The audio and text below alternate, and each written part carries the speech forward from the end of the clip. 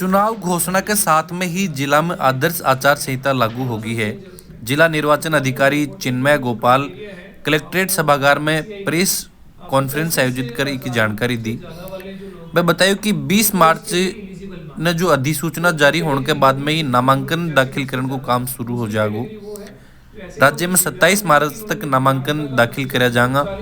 28 मार्च ने नामांकन पत्रों की जांच करी जाएगी। 30 मार्च तक नामांकन वापस लिया जा सकेगा।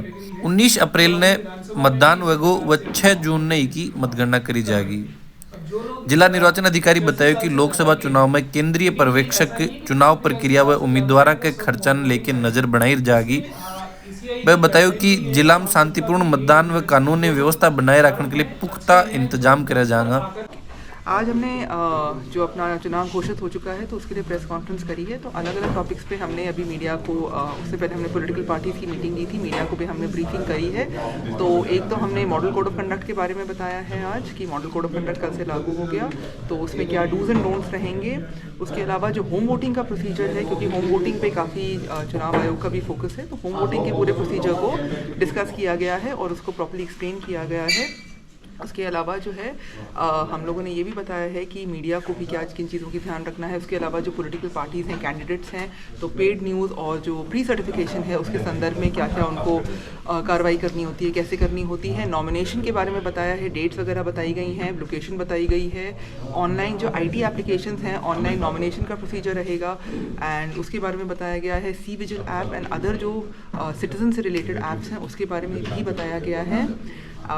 SP साहब की तरफ से जो एंड हमारी तरफ से भी जो हम लोग जो इलीगल एक्टिविटीज़ हैं उसको प्रिवेंट करने के लिए जो कार्रवाइयाँ करेंगे, जो सीजर्स हैं, जो माइनिंग की एक्टिविटीज़ रहेंगी, जो ओवरलोडेड ट्रांसपोर्ट के जो ट्रक्स चलते हैं उस पर जो हमारी कार्रवाइयाँ रहेंगी उसके बारे में भी बताया गया है। तो अपना प्रयास रहेगा कि डिस्ट्रिक्ट में फ्री एंड फेयर इलेक्शंस जो हैं वो हों।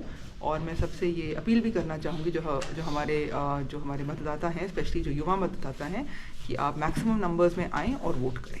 अलग अलग कैटेगरीज़ के लिए अभियान चलाए जाएंगे। जैसे जो यूथ वोटर्स हैं उन पे स्पेशल फोकस रहेगा, तो यूथ वोटर्स को मतलब उनको इन्फॉर्म करने के लिए भी मॉक वोटिंग करवाना, कॉलेजेस में करवाना, वो सारी हम एक्टिविटीज़ करवा रहे हैं। महिला वोटर्स, वैसे यहाँ पर विमेन का वोटर टर्नआउट रेशियो जो है वो आदमियों से बेटर है, लेकिन फिर भी महिला वोटर्स को हम और इन्वॉल्व करने के लिए उनके लिए भी पर्टिकुलर एक्टिविटीज़ करेंगे। तो हमारा स्पेसिफिक फोकस जो है यूथ वोटर्स और महिला वोटर्स पे रहेगा। के हिसाब से पुलिस की तरफ से जितनी भी तैयारी होनी है सब तैयारी कर चुके हैं हम। हमारा टोटल डिप्लॉयमेंट जो हमने अभी प्रारंभिक असेसमेंट किया है, करीब 3500 का हमारा पुलिस का और होमगार्ड का जाब्ता और 32 CAPF कंपनी का हमने रिक्वायरमेंट भेजा है।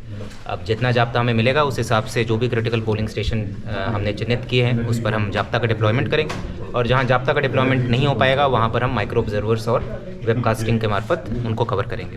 जो हरियाणा बॉर्डर लगता है उसमें हमने 6 स्थायी नाके लगाए हुए हैं, वहाँ पर CCTVs भी लगाई हुई है और हमारा जाब्ता 3 शिफ्टों में अभी काम कर रहा है।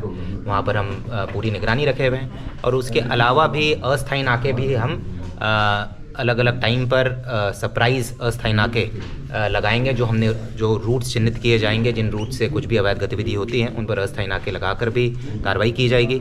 और साथ ही साथ स्पेशल टीम को भी हमने लगाया हुआ है जो कि ज़्यादा से ज़्यादा सीजर्स कर सके, और जितने भी वांछित अपराधी हैं, चाहे वो हरियाणा के हो या किसी और राज्य के हो या झुंझुनू ज़िले के बाहर के हो, उनके लिए भी हमने स्पेशल टीम का गठन किया है उनकी धरपकड़ के लिए, और ज़्यादा से ज़्यादा वारंटियों का निस्तारण और वांछित अपराधियों की गिरफ्तारी सुनिश्चित की जाएगी।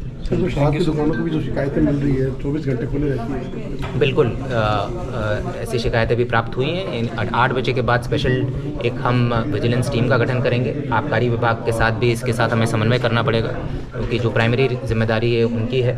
साथ ही साथ हमारे संज्ञान में जैसे जैसे आएगा उन पर कार्रवाई करेंगे। अगर आप लोगों के माध्यम से मैं लोगों को ये बताना चाहूँगा कि अगर उनके पास कोई सूचना है तो तुरंत कंट्रोल रूम में बताएं। अगर 8 बजे के बाद अगर कहीं भी शराब अगर बिक रहा है, बिल्कुल त्वरित कार्रवाई सुनिश्चित की जाएगी।